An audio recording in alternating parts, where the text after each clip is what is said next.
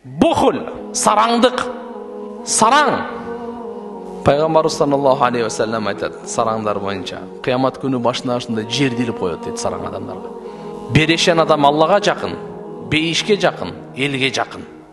Сараң адам Алладан ұзақ, бейіштен ұзақ, елден ұзақ. Ақшаны барын шашып деген жері жоқ. Сіз да бала шақаңыз бар.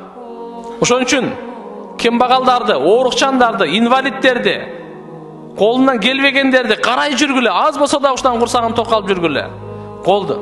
Алланын динine, Алла Тааланын махлуктарына сарптагыла деп Кур'анда Каримде Алла Таала айтат: "Биз бергенден бергиле кичине. Я юхаллатина аману, анфиqu мимма разакнакум."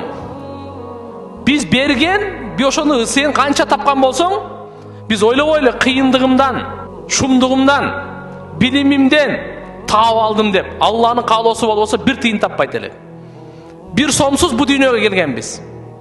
Бир кийимсиз, кечиресиздер, бир турсасыз дүйнөгө келгенбиз. Бир сом жок келгенбиз. Ошондой эле кетебиз го, ооба. Бирок ошол сизде бизге акылды ким берди? Эсти ким берди? Билимди ким берди? Күчтү ким берди? Бир убакта жөрмөлөй албайт элек. Бир убакта атабызды, апабызды тааныбайт элек. Бир убакта нанды өзүбүз жей албайт элек. Өзүбүз ажытканага бара албайт элек. Булар бардыгын берүүчү ким? Кайыптагы көзгө көрүнбөсө эле эмне? Ал жок дейсизби? Мына сизге бизге берип туруп, ошондо Алла Таала айтат: "Анфиqu мимма разакнакум", биз бергенден бергиле. Мен кабла яти, ушундай күндөн мурда ал күнү эч кандай достук дагы, шапаат дагы эч кандай болбойт, соода сатык дагы болбойт. Демек ахиретте айтат: "Йаумун ла бай'ун фихи ва ла хуллат".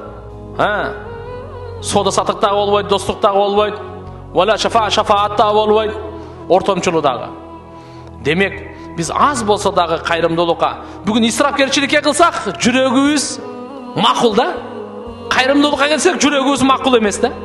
İsrafkerçilikке meyli deybiz. Toy, жана башка канча деген акча жөнүндө эле өткөрсө болот. Бирок ошондо чоң-чоң кафелер канча деген исрафкерчиликтер. Тамак аштар канча калып атат тугандар. Бирок бул жердегини карап туруп, кичине кембагалдарга карап коелу жок.